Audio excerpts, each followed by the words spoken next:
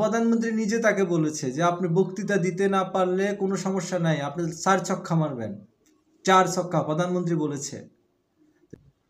তো একটা কথা বলা যায়, সাকিব আল হাসান এমপি হলে তোমার কেন জ্বলে রে বন্ধু, তোমার কেন জ্বলে। সাকিব আল হাসানকে নিয়ে এই কয়েকদিন ধরে যা হচ্ছে, অলরাউন্ডার, বাংলাদেশের একমাত্র, বাংলাদেশকে বিভিন্ন দেশে চিনাইছে, রিপ্রেজেন্ট করেছে এই সাকিবুল হাসান।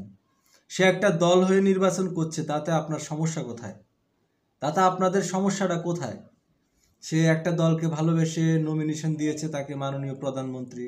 সে দেশের জন্য কাজ করতে চাচ্ছে, সে ক্রিকেট খেলেছে বাংলাদেশের জন্য, বাংলাদেশকে বিভিন্ন জায়গায় রিপ্রেজেন্ট করেছে, সে বাংলাদেশকে তুলে ধরেছে পৃথিবীর কাছে। সে অলরাউন্ডার, সাকিব আল হাসান অলরাউন্ডার।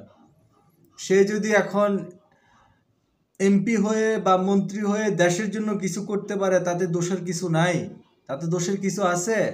দোষের কিছু নাই। আপনারা কেন শুধু শুধু তাকে নিয়ে এত এত মানে কথা বলছেন, এত উল্টাপাল্টা লিখতেছেন কেন? সাকিব আল হাসান বাংলাদেশে কি আরেকজন আছে? আপনারা একটা মেধাবী খেলোয়াড়, তাকে আপনারা তুচ্ছ করে ফেলে দিচ্ছেন কেন? তো আমি আপনাদেরকে বলতে চাই, যারা ওকে নিয়ে এভাবে আপনারা ওর বিরুদ্ধে গুজব ছড়াচ্ছেন বা ওর বিরুদ্ধে বিভিন্ন কথাবার্তা সোশ্যাল মিডিয়ায় আপনারা ছাড়তেছেন, ভিডিও করছেন, এ করছেন, সে করছেন, এগুলো করবেন না। কারণ সাকিব আল হাসান বাংলাদেশে এক পিস, দ্বিতীয় আর কেউ আসবে না সাকিব আল হাসান।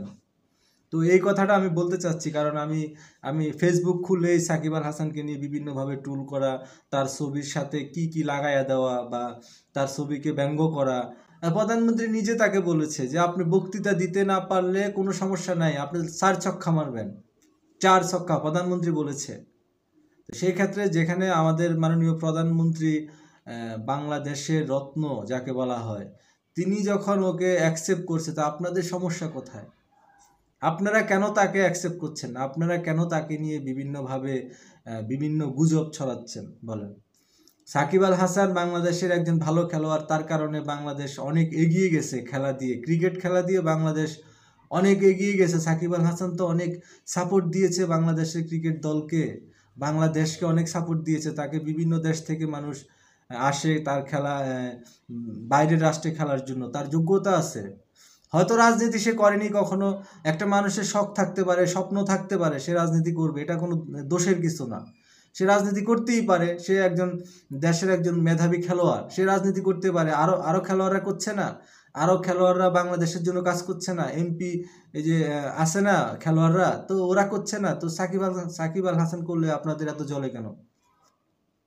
আমি বুঝতে পারছি আপনারা হয়তো অন্য দলের কেউ হতে পারেন বা যে দলেরই হন, সাকিব আল হাসান তো কোনো দল মত নির্বিশেষে সে বাংলাদেশের একজন খেলোয়াড়। বা যারা সেলিব্রিটি, তারা তো তাদের কোনো দল নাই, তাদের কোনো তারা হলো নিজেরাই সেলিব্রিটি, তারা নিজেরা দেশের জন্য কাজ করার জন্য এমপিত্ব করছে। তো আমি আপনাদেরকে বলবো, আপনারা তাকে সাপোর্ট করেন, তাকে নিয়ে এগুলো করবেন না, এগুলো বলবেন না, তাকে সাপোর্ট করেন।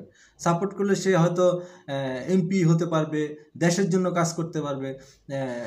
যেমনভাবে খেলে মানুষের মন জয় করছে, তেমন দেশের তার এলাকা বা তার যেখানে সে বসবাস করে এগুলো উন্নয়ন করতে পারবে। আপনারা তাকে সাপোর্ট করেন, তাকে নিয়ে আপনারা এই সমস্ত উল্টাপাল্টা টুল করবেন না, তাকে আপনারা সাপোর্ট করেন।